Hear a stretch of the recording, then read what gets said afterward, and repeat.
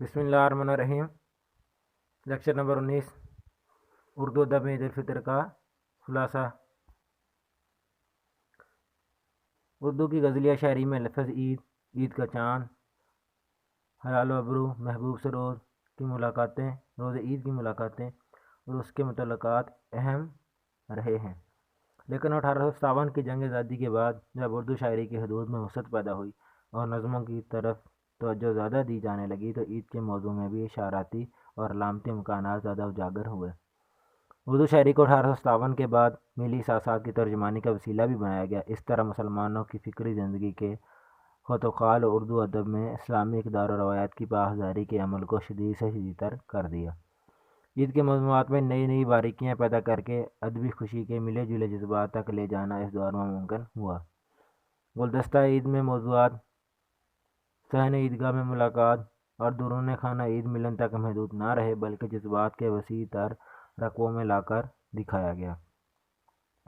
مسلمان فیشنیبل خاتون کی ڈائری سے چل کر رسول اللہ صلی اللہ علیہ وسلم کی عید، کنواری بیٹی کی عید، سہاگن کی عید، بچوں اور بڑوں کی عید، دوگانی عید، ترکن ماما کی عید، عید اور قرض عیدی، گھر کی مالکہ کی عید، رمضان و خیرات، یتیموں کی عید تک عید الفطر ہمیں مثبت طبقے کے مسائل و حالات سے منسلک نظر آتی ہے۔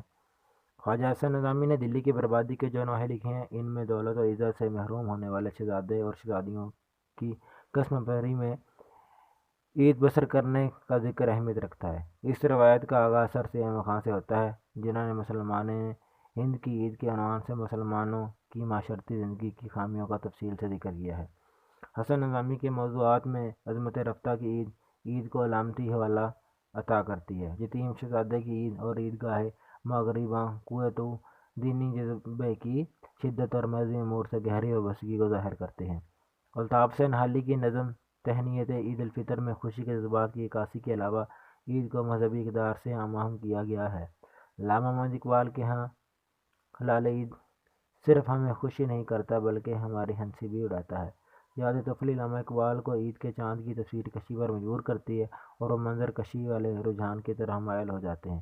مجموعی طور پر عید الفطر سے متعلق موضوعات ہماری شاعری کے بنیادی رخ کو ظاہر کرتے ہیں، جیسے اول عید کے چاند کو مناظر کے حوالے سے بیان کرنے کا رجحان، دوم عید کو داخلی مسرت اور خارجی حالات سے منسلک کرنے کا رویہ، سوم حلال عید کو میل زائم کی علامت اور ملت کے عروج زوال کی علامت اور تہذیبی و تمدنی زندگی کے احساس کے طور پر قبول کرنے کا رجحان۔ حفیظ جلندری، عبد المجید سالک، طالب العابدی جیسے شاعروں نے اس رجحان کو اپنایا۔ اس رجحان نے تخلیقی سطح پر ایک نئی سمت کی طرف اشارہ کیا جس سے یہ نتیجہ نکالنا بے موقع نہ ہوگا کہ عید کا سفر مسلمانوں کے ہاں تہوار منانے اور اچھل کود کلچر بنانے پر منحصر نہیں بلکہ اس خوشی کا رشتہ ہمارے کردار میں بہت دور تک جاتا ہے۔ غرض یہ کہ عید کی شاعری ہماری شعری روایت کا اہم اور ناقابل فراموش حصہ ہے۔ اب آتے ہیں حصہ گرامر کی طرف۔ تو آج ہم پیراگراف نمبر 4 پڑھیں گے اور اس کے سوالات کو دیکھیں گے۔ سراج الدولہ اور ٹیپو سلطان نے انگریزوں کے خلاف کھلم کھلا جنگ کا آغاز کیا۔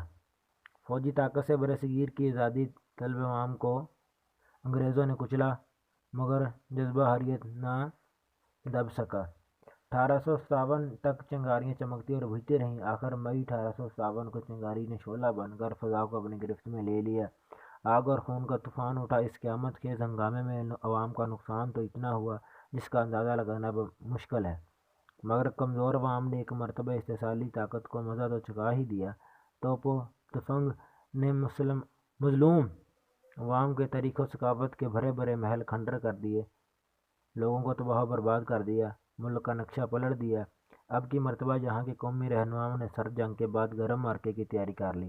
کانگریس، خلافت تحریک اور مسلم لیگ اسی جنگ کے ادارے بنے۔ ان تنظیموں نے عملی حکومت سے عوام کو بیدار کیا، صفوں کو منظم بنایا اور دشمن کو للکار اور نئے مورچے بنائے۔